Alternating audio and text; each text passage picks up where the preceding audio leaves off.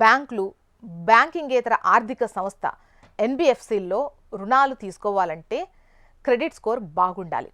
Credit score అనేది 300 నుంచి 900 వరకు ఉంటుంది.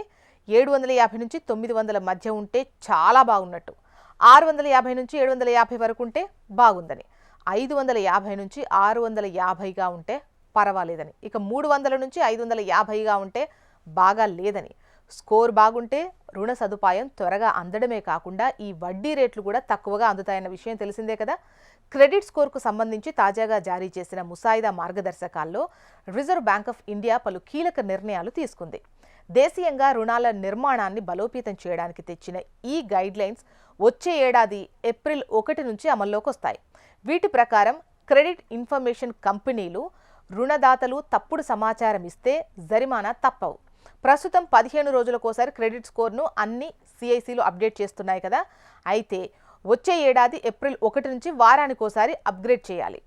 ప్రతి నెల 7, 14, 21, 28 తేదీల్లో సిఐసిలు డేటాను అప్డేట్ చేయాల్సి ఉంటుంది. అలాగే ప్రతి నెల 3 కల్లా బ్యాంకులు, ఎన్బిఎఫ్సిలు ఖాతా ఓపెనింగ్, క్లోజింగ్ వివరాలతో పాటు క్రెడిట్ స్కోర్ను ప్రభావితం చేసే మార్పులను, లోన్ స్టేటస్లోని చేంజెస్ను క్రెడిట్ బ్యూరోలకు పంపాల్సి ఉంటుంది. ఫలితంగా రుణాలను ఆశించేవారు మెరుగైన క్రెడిట్ స్కోర్ కోసం ఇక ఎంతోసేపు వేచి చూడాల్సిన అవసరం లేదు.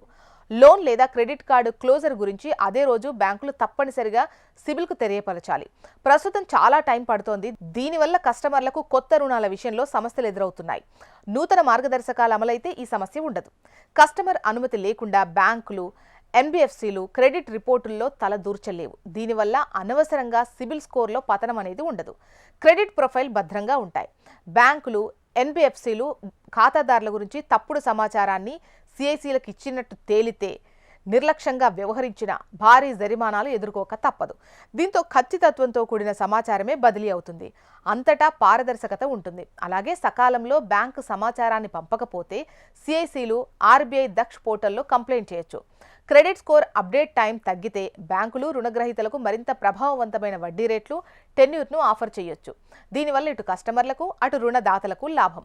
ఆర్థిక క్రమశిక్షణతో ముందుకెళ్తే స్కోర్ బాగుంటుంది. ఇందుకు రుణాల చెల్లింపులు, క్రెడిట్ కార్డ్ బిల్ పేమెంట్స్ సవ్యంగా ఉండాలి. ఎగవేతలు, చెక్ బౌన్స్లుంటే స్కోర్ పోతుంది.